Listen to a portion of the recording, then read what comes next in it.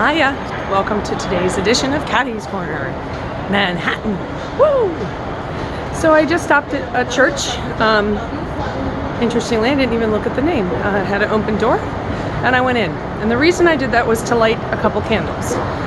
I do a candle for boys and a candle for girls now. I'm back in the zone where all the construction's going on over in Hudson Yards. Just swinging around here a little bit.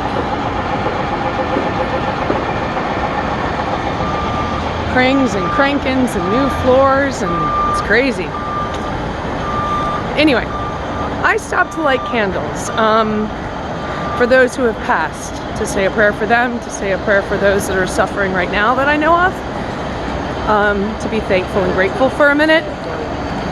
And the reason I do that, I'm not Catholic, I was raised Presbyterian, but when my grandmother died, I had a really hard time dealing with her loss. And my dear friend Lady Kate had come up to New York right around that time, and her grandmother had died, and she lived in England. And Kate was Catholic. So she actually drugged me from Christie's, and we went over to St. Pat's Cathedral, and we walked the whole cathedral, and I picked out a station that I wanted to light a candle at. And she said, you put Nellie Malone right here. You put her right here, and anytime you need to talk to her, you talk to her right here. And if you move, doesn't always work at Christie's, then you can move her somewhere else by lighting a candle. So I like that. So I've done it in a lot of different churches over the years. I didn't intend to do it today, and I didn't know that one year, a couple years after that ceremony with Kate, that I'd be doing one for Kate.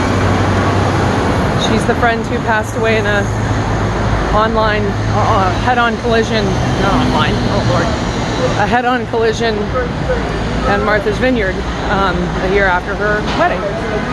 So it's hard to grieve. I've seen some posts lately on Facebook of people who are really, really suffering in the anniversaries of death.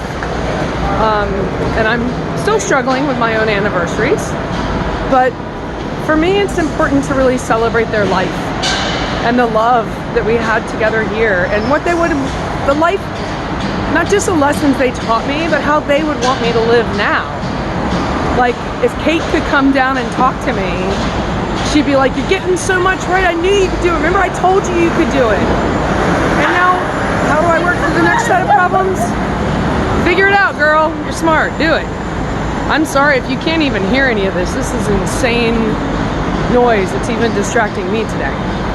Anyway, I'm getting out of town for a minute. Mommy needs a mini vacation. Phil is doing better. I went to the vet today. He did not have anything on his x-rays, so that's very good news. No cancer, no asthma, no nothing. So he's getting a prednisone treatment for, it looks like a month. It's 2 weeks at one dose, 2 weeks at another dose, and then every other day. So Mommy's got to get her drug schedule brain on. Consistency is not my strong suit. So anyway, I'm swinging around here once I get to this corner, and now I'm getting a hot dog because I like hot dogs. But let me follow all of the very slow pedestrians so you can see this cool thing. Ooh. Very fancy. Anyway, I haven't been up on it yet, but whatever.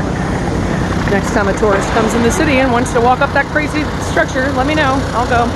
Anyway, hope for today is that if you're struggling with grief,